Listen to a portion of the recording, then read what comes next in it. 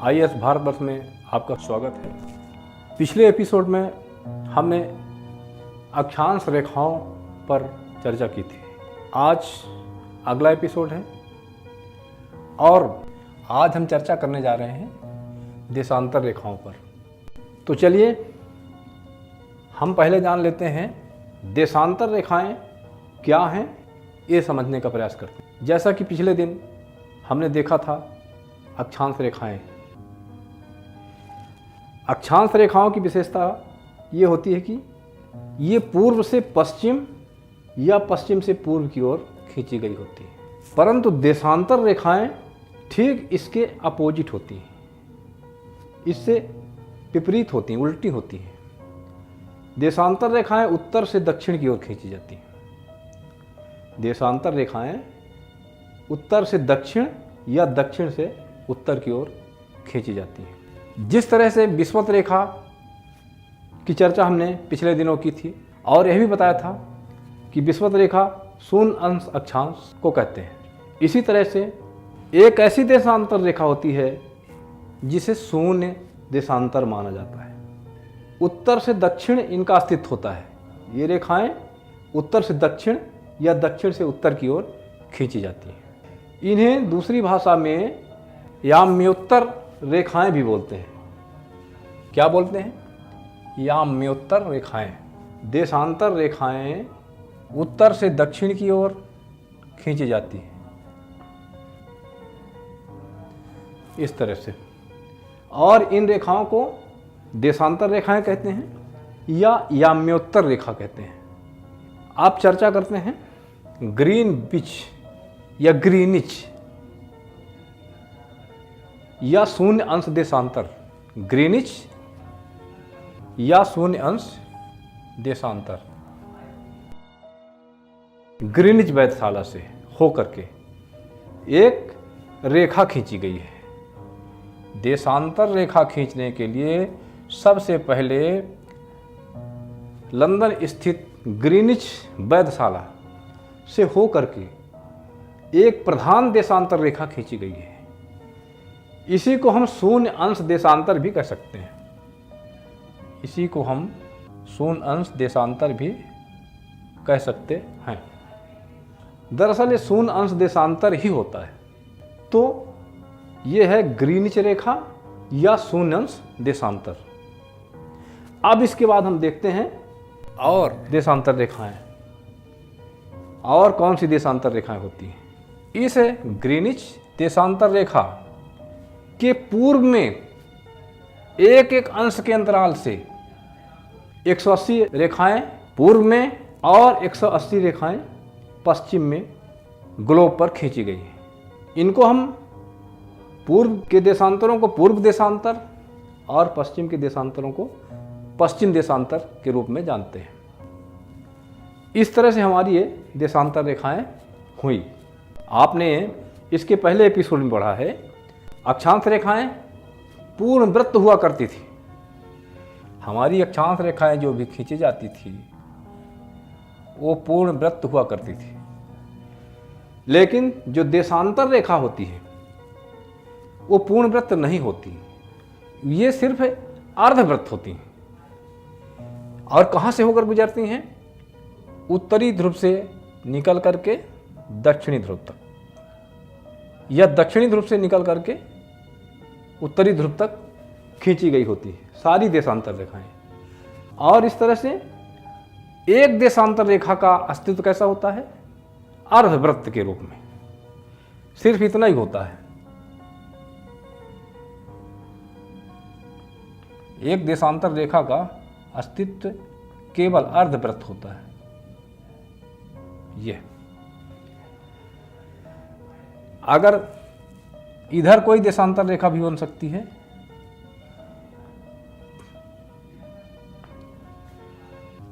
ये दूसरी देशांतर रेखा होगी। दो देशांतर रेखाओं को मिला करके एक वृत्त बन सकता है, लेकिन सिर्फ एक देशांतर रेखा कैसी रेखा होती है? अर्धवृत्त रेखा, अर्धवृत्त के रूप में होती है। सारी देशांतर रेखाएं, जितनी भी देशांतर रेखाएं हैं, सभी एक बराबर होती हैं और सभी अर्ध वृत्त के रूप में होती हैं। तो आपने समझा देशांतर रेखाएं अर्धवृत्त रेखाएं होती हैं।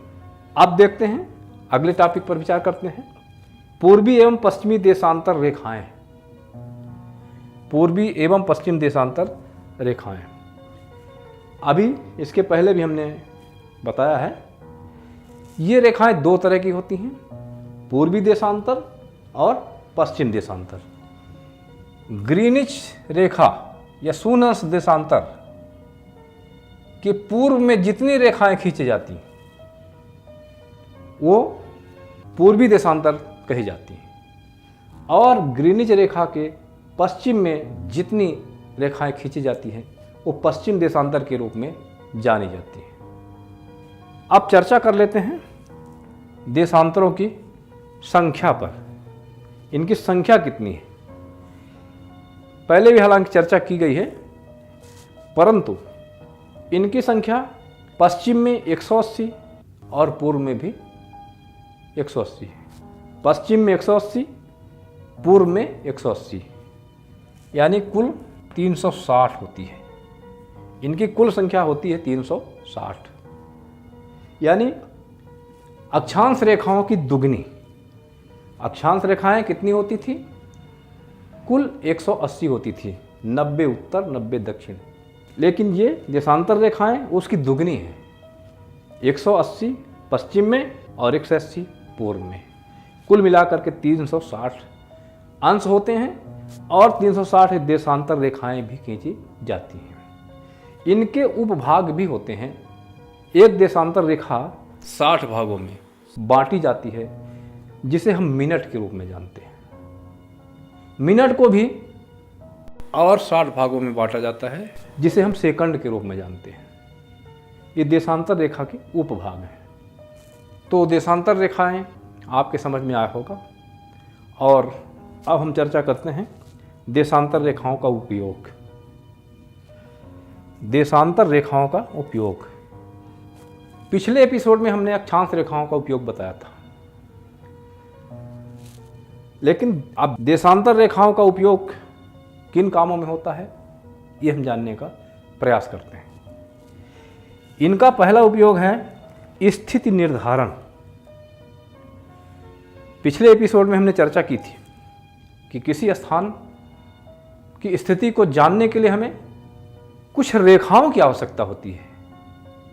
वो रेखाएं होती हैं अक्षांश और देशांतर रेखाएं। अक्षांश रेखाओं की चर्चा हम पिछले एपिसोड में कर ही चुके हैं। आज देशांतर रेखाओं की चर्चा कर रहे हैं। किसी भी जगह की सही स्थिति को हम तभी जान सकते हैं जब हम उन्हें अक्षांश और देशांतर रेखाओं के संदर्भ में चिन्हित करें। हम किसी भी स्थान को कह सकते हैं कि कोई भी स्थान शून्य अंश देशांतर और शून्य अंश अक्षांश पर स्थित है। कोई भी स्थान यहाँ स्थित है अगर, तो इसे हम कह सकते हैं अमुक स्थान शून्य अंश अक्षांश और शून्य अंश देशांतर पर स्थित है। इसके बाद अगर कोई स्थान यहां पर स्थित है तो हम कह सकते हैं कि अमुक स्थान 10 अंश दक्षिणी अक्षांश और 10 अंश पश्चिमी देशांतर पर स्थित है। 10 अंश दक्षिणी अक्षांश और 10 अंश पश्चिमी देशांतर पर स्थित है। तो इस तरह से अक्षांश और देशांतर रेखाओं की उपयोगिता किसी स्थान की स्थिति जानने के लिए विशेष रूप से है। अगर हम अक्षांश और देशांतर रेखाओं का सहारा नहीं लें तो हम किसी स्थान की सही स्थिति नहीं बता सकते। तो ये हुआ स्थिति का निर्धारण, यानी अक्षांश और देशांतर रेखा दोनों मिलकर के किसी स्थान की स्थिति को बताते हैं। दूसरी उपयोगिता है समय निर्धारण। देशांतर रेखाओं की दूसरी उपयोगिता है समय का निर्धारण। इनके द्वारा हमें धरती के किसी भी स्थान के समय का पता चलता है, क्योंकि धरती के हर स्थानों में समय एक सा नहीं रहता। अगर हम कल्पना करें कि हमारे देश में 12 बजे दिन है, अगर हम कल्पना करें, हम मान लें कि हमारा देश यहाँ पर है, इस अक्षांश पर है, या कोई भी जगह इस देशांतर पर है, तो इसके पूर्व में जो जगह हैं उनका समय अलग होगा और इसके पश्चिम में जो जगह हैं उनका समय अलग होगा। ऐसा क्यों होता है वो चर्चा हम आगे कर रहे हैं। तो हमारी चर्चा चल रही है देशांतर और समय, यानी देशांतरों का एक काम है समय निर्धारण, इस पे हमारी चर्चा चल रही है। पूर्व में भी हम चर्चा कर चुके हैं। अगर हम देशांतरों के संदर्भ में समय की चर्चा करें तो एक देशांतर के बीच में 4 मिनट का फर्क होता है। एक देशांतर से दूसरे देशांतर के बीच में 4 मिनट का फर्क होता है। यानी कहना चाहिए कि अगर ग्रीनिच रेखा पर शून्य अंश देशांतर पर अगर दिन के 12 बजे हैं तो इससे एक अंश पूर्वी देशांतर में समय क्या होगा, 4 मिनट ज़्यादा होगा। यहाँ पे 12:04 होंगे, यहाँ पर क्या होंगे 12:04। अगर एक देशांतर पश्चिम की ओर हम देखें तो यहाँ पर समय 12 बजने में 4 मिनट कम होगा, यानी 11:56 होगा, 11:56। अगर शून्य अंश देशांतर या ग्रीनविच रेखा से एक देशांतर पश्चिम की ओर के समय को हम देखें, अगर ग्रीनविच रेखा में 12 बजे हैं तो इससे एक देशांतर पश्चिम में 4 मिनट कम का समय होगा, यानी 11:56 होंगे। अगर शून्य अंश देशांतर से एक देशांतर हम पूर्व की ओर लें तो यहाँ अधिक समय होगा, 12:04 होगा। यहाँ एक देशांतर के अंतर में कितना होगा, 12:04। इसी तरह इधर जितने भी देशांतर होंगे उतने में 12 बजे में 4 मिनट जुड़ते जाएंगे। इधर अगर समय निर्धारित करना है हमें तो जितने भी देशांतर इधर होंगे उतने 4 मिनट घट जाएंगे और हमें समय मालूम हो जाएगा। इसी तरह एक चर्चा आती है हमारे भारत से लंदन का समय कितना आगे है। तो दोस्तों इसी मान से, इसी 4 मिनट के अंतर के कारण से हमारे भारत से लंदन के समय में 5.5 घंटे का अंतर आता है। तो ये बात आपके समझ में आई होगी। ऐसा होता क्यों है समझने का प्रयास करते हैं, क्यों ऐसा होता है। आप जानते हैं कि हमारी पृथ्वी घूर्णन गति कर रही है। हमारी पृथ्वी क्या कर रही है, घूर्णन गति, यानी हमारी पृथ्वी पश्चिम से पूर्व की ओर घूमती है। अपनी घूर्णन गति में पश्चिम से पूर्व की ओर घूमती है और इसका पूर्ण परिधि, अगर हम भूमध्य रेखीय परिधि की बात करें तो इसका मान है 40,000 किलोमीटर। 40,000 किलोमीटर, यानी हमारी पृथ्वी 24 घंटे में एक राउंड मारती है, यानी वो 40,000 किलोमीटर चल जाती है। अगर हम 40,000 किलोमीटर को 360 देशांतर माने, 24 घंटे में हमारी पृथ्वी कितनी घूम जाती है, 360 देशांतर पार कर जाती है। 360 देशांतरों को पार करने में हमारी पृथ्वी को समय लगता है 24 घंटे, यानी मिनट में देखें 24 घंटे को तो कितना होगा, 1440 मिनट। 24 घंटे में 1440 मिनट होंगे। अब अगर हम एक देशांतर में इस समय को विभाजित करें तो पता चलेगा 1440 में भागे 360 करें, 1440/360 करें तो मान आता है 4 मिनट। यानी एक देशांतर को पार करने में हमारी पृथ्वी को 4 मिनट का समय लगता है और इसीलिए एक देशांतर के बीच में 4 मिनट का अंतर आता है। इस तरह से हम पृथ्वी के किसी भी स्थान के समय को हम जान सकते हैं। समय का निर्धारण हम देशांतर रेखाओं के द्वारा कर सकते हैं। अगर हमें पता है कि कोई भी स्थान किस देशांतर पर स्थित है तो वहाँ के समय की स्थिति को हम जान सकते हैं। इस तरह से देशांतरों का दूसरा काम हुआ समय का निर्धारण, यानी इनके द्वारा हम सटीक समय, सही समय का निर्धारण कर सकते हैं। पूर्व में हमने देशांतर रेखाओं की संख्या की बात की थी। चर्चा हुई थी ग्रीनिच रेखा के पूर्व में देशांतर रेखाओं की संख्या 180 है और ग्रीनिच रेखा के पश्चिम में देशांतर रेखाओं की संख्या 180 है। अब हमें देखना ये होगा जो 180वीं रेखा होती है, 180वीं देशांतर होता है, वह कौन सी रेखा होती है, पश्चिमी या पूर्व? क्या कहेंगे इस संबंध में? यह रेखा पश्चिमी और पूर्वी दोनों ही होती है, मतलब दो रेखाएं इसमें शामिल होती हैं। ये रेखा दो रेखाएं इसमें शामिल होती हैं। जो पश्चिम की ओर से रेखाएं जाती हैं वो लौटकर पृथ्वी के निचले भाग से लौट के इस रेखा में पहुंच जाती हैं 179। मान लीजिए इस रेखा को मानते हैं अपन 179 पश्चिम देशांतर, तो ये 180 पश्चिम देशांतर होगा। अगर हम पूर्व की ओर से चलें, पूर्वी देशांतर की ओर से चलें और 179 अंश पूर्वी देशांतर पर पहुँचे, तो वही रेखा जो उभयनिष्ठ है ये 180 अंश से पूर्वी देशांतर होगी। मतलब इसमें दो रेखाएं शामिल हैं। आप क्लियर कर लीजिएगा, इसमें दो रेखाएं शामिल हैं, इसलिए इसमें कोई कन्फ्यूजन नहीं होना चाहिए। और 180 अंश देशांतर रेखा पूर्वी और पश्चिमी ये दोनों ही होती है। अगला टॉपिक है अंतर्राष्ट्रीय तीर्थ रेखा।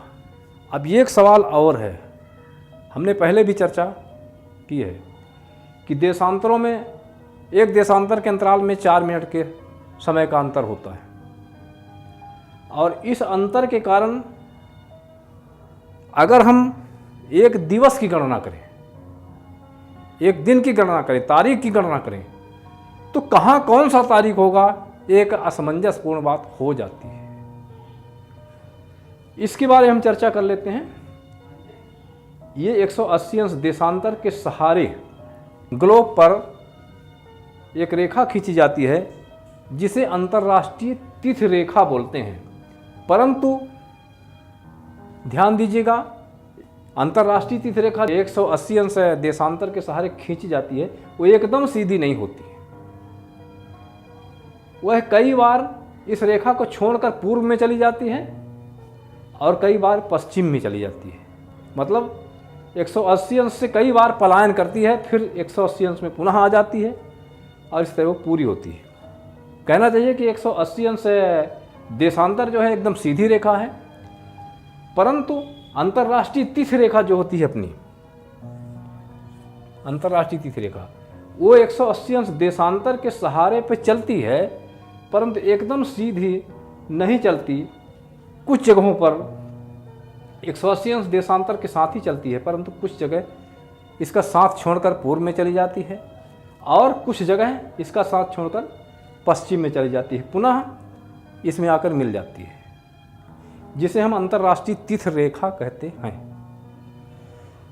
अब सवाल है अंतर्राष्ट्रीय तिथि का निर्धारण, जो तारीख है, दिवस है, इसका निर्धारण अंतर्राष्ट्रीय जगत में कैसे होता है। तो दोस्तों इस पे हम चर्चा कर लेते हैं।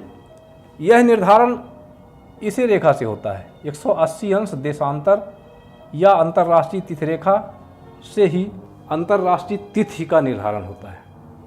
अगर हम कल्पना करें 12 बजे रात्रि के समय हम अंतर्राष्ट्रीय तिथि रेखा में हैं, तो 12 बजे के बाद जैसे ही थोड़ा सा समय ज़्यादा होगा तो दूसरा दिन लग जाएगा, यहाँ पर दिवस बदल जाएगा। मान लीजिए यहाँ सोमवार हो गया है, 12 बजे के बाद क्या हो गया है, यहाँ सोमवार। तो इधर सोमवार हो गया। अंतर्राष्ट्रीय तिथि रेखा से पश्चिम के क्षेत्रों में जैसे ही 12 बजे से ओवर समय होता जाएगा, यहाँ की सब तिथियाँ बदलती जाएंगी। परंतु एक सवाल है कि इसके पूर्व में क्या होगा। इसके पूर्व में समय एक दिन पहले का होगा, यानी यहाँ सोमवार है तो यहाँ रविवार होगा। तो अंतर्राष्ट्रीय तिथि रेखा से समय 12 बजे से ओवर हो गया है, तो वहाँ दूसरी तारीख, नई तारीख चालू हो जाएगी। और इसी तरह से जब पूरा राउंड हो करके पुनः यहाँ पहुँचेगा और इसके पूर्व के देशांतरों में जैसे 12 बजे का समय होगा रात्रि का, तो यहाँ की तिथि भी बदलेगी। ये स्थिति यहाँ 180 अंश देशांतर के पहले तक होगी। और जैसे ही 180 अंश देशांतर में 12 बजा, तो यहाँ सोमवार से मंगल हो जाएगा। कहना चाहिए कि अंतर्राष्ट्रीय तिथि रेखा से पहले एक दिन के पूर्व का समय होता है, लेकिन इसके पश्चिम में एक दिन के बाद का समय होता है। इस तरह से अंतर्राष्ट्रीय तिथि का निर्धारण होता है। मान लीजिए उदाहरण के लिए कोई नाविक चल रहा है और यहाँ पे वो नौका चला रहा है, यहाँ सोमवार है। जैसे ही वह नाविक इस रेखा को क्रॉस करेगा तो वो रविवार में पहुंच जाएगा। कहाँ पहुंच जाएगा? रविवार में। परंतु अगर कोई नाविक इधर से नाव चलाते हुए आ रहा है और रविवार में है, जैसे ही इस रेखा को क्रॉस करेगा तो ये सोमवार में पहुंच जाएगा। मान लीजिए इस देशांतर पर 12 बजे से कम का समय है, तो यहाँ सोमवार नहीं होगा, यहाँ भी रविवार ही होगा। इसके लिए यह आवश्यक है कि कोई भी देशांतर पे 12 बजे से अधिक का समय हो चुका हो, तभी सोमवार होगा। अन्यथा कम समय वाले क्षेत्रों में रविवार ही रहेगा। तो इस तरह आप अंतर्राष्ट्रीय तिथि का निर्धारण समझ गए होंगे। अब हम अगले टॉपिक पर विचार करते हैं। अंतर्राष्ट्रीय तिथि रेखा का अस्तित्व। ये कब हुआ? अंतर्राष्ट्रीय तिथि रेखा कब अस्तित्व में आई? दोस्तों, संयुक्त राज्य अमेरिका के वाशिंगटन नामक शहर में 1884 में एक विश्व सम्मेलन हुआ था, जिसमें अंतर्राष्ट्रीय तिथि रेखा अस्तित्व में आई। इसका निर्धारण किया गया। तिथियों के निर्धारण के लिए कुछ समझौते हुए और 1884 में वाशिंगटन स्थित सम्मेलन में अंतर्राष्ट्रीय तिथि रेखा अस्तित्व में आई।